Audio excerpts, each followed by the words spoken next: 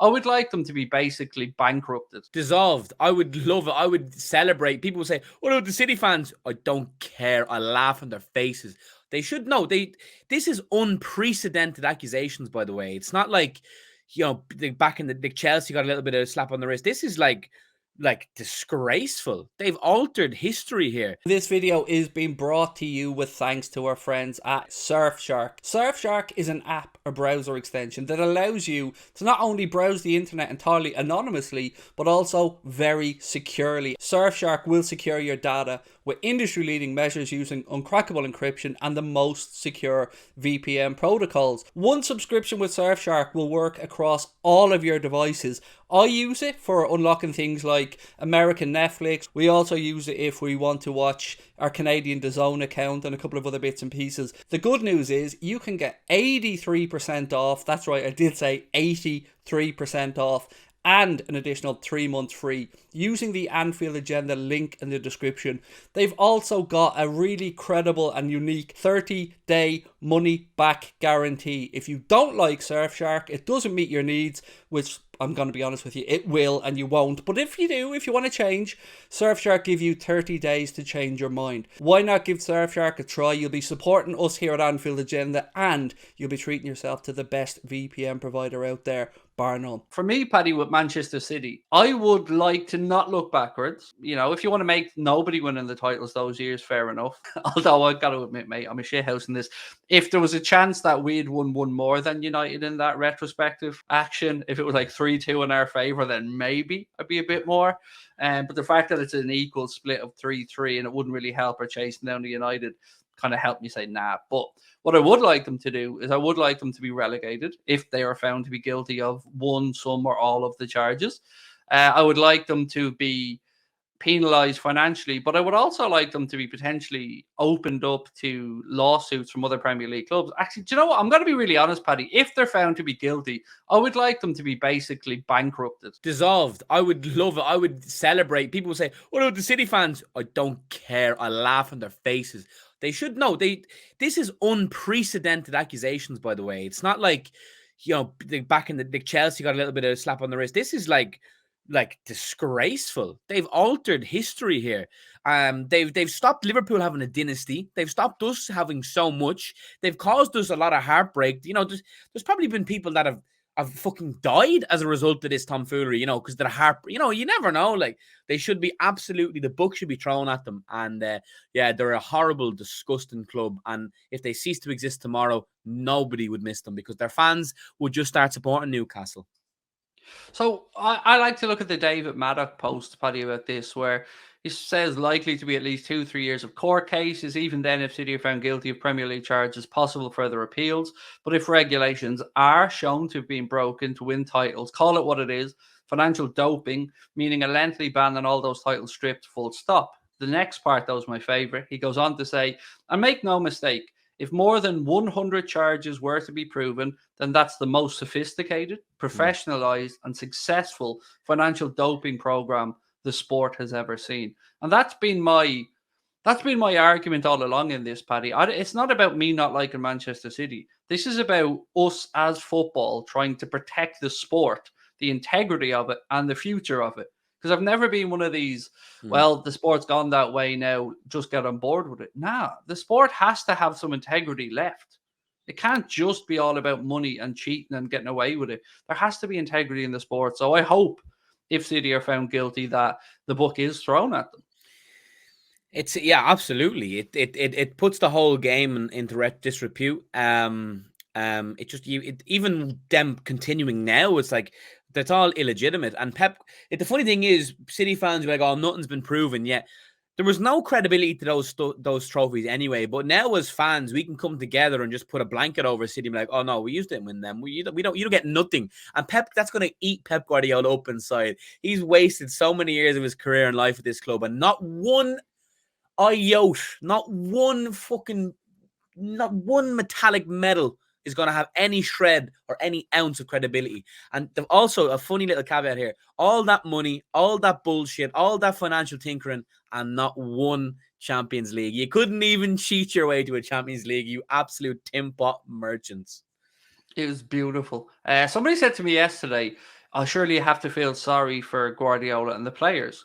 And I thought about that, Paddy, and part of me thinks maybe Pep believes them like he says he does, but another part of me thinks surely people aren't this naive. Like, surely he knows what's going on at Manchester to some extent. Like, he has to know something doesn't add up. How can a club with a minute fan base in comparison to Real Madrid, United, Liverpool, Barcelona generate better sponsorship deals? I try to equate this to me trying to come on here and convince the world that I have legitimately got a better sponsorship deal for Anfield Agenda than the United Stand or AFTV or the Kickoff. All these that are 10 times bigger than us, 10 times more viewers than us, and trying to stare down the camera with a straight face and say it's anything but a tax dodge or some type of shenanigans. Nobody will believe me.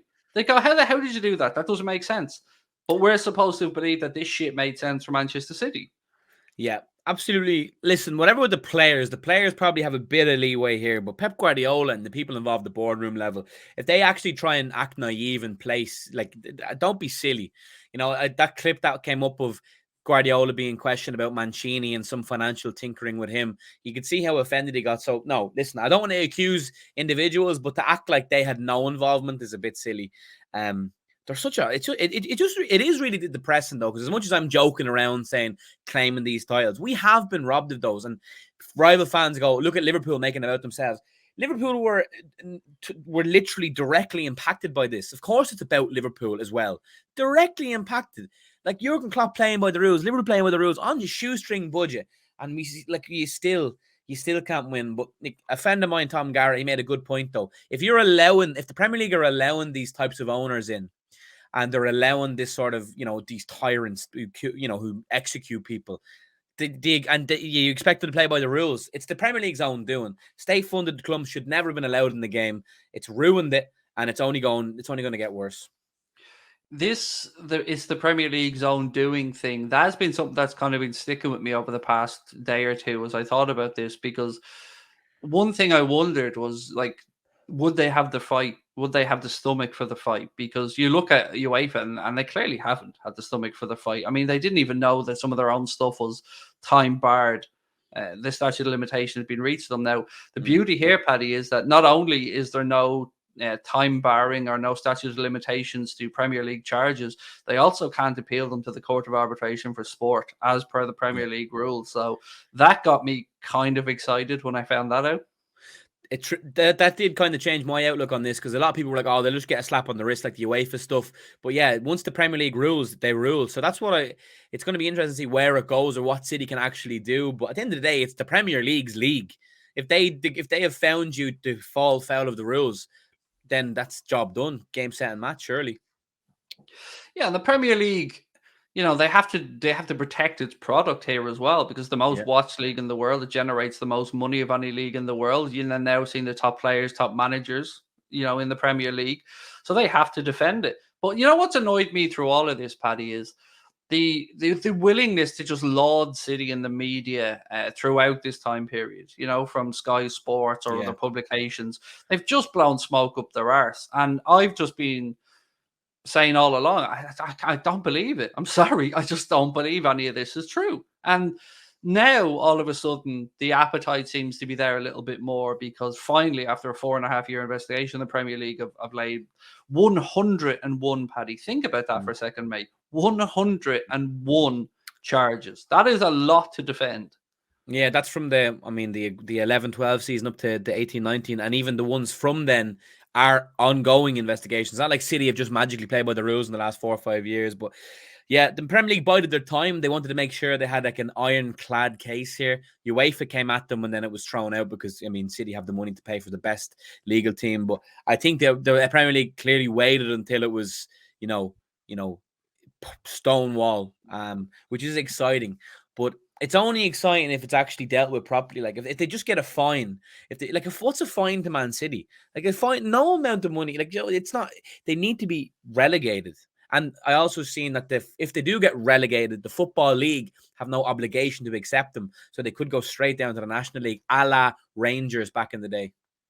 Yeah, well, we will get onto that in a second. But just as you speak about Manchester City and their legal team, Connor sent me an article earlier on from the lawyer that said Blackstone Chambers Lord Panic KC is set to defend Manchester City again after the Premier League brought more than 100 charges against the football club. The leading silk, whose recent instructions include advising Boris Johnson in relation to the Partygate inquiry and acting against the UK government in the Supreme Court case of the uh, propagation of Parliament, is widely believed to be one of the best barristers of his generation.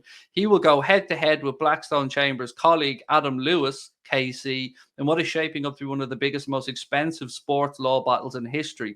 The lawyer understands that Panic typically charges around £5,000 per hour, but has been known to request up to £10,000 per hour. If he were paid at the top end of that scale come trial week, when he is working full time, he could be paid £80,000 a day or £400,000 a week, the same as Kevin De Bruyne. That is ludicrous, mate. Well, there you go. Like, they have the money to pay the top dollar. That's why a lot of people, there could be the amount of guilty people that are jailed because they can't afford proper counsel. So City will have the best in the business. The Premier League aren't short of a few quid, so it's going to be a proper battle. It's not something that's going to get done overnight, which is kind of mental to think they can still go about their business now and potentially win things, which is going to be even more frustrating. But yeah, I've never seen anything like this before. The Premier League has never seen anything like this before. We are in uncharted territory, and what happens next, who knows?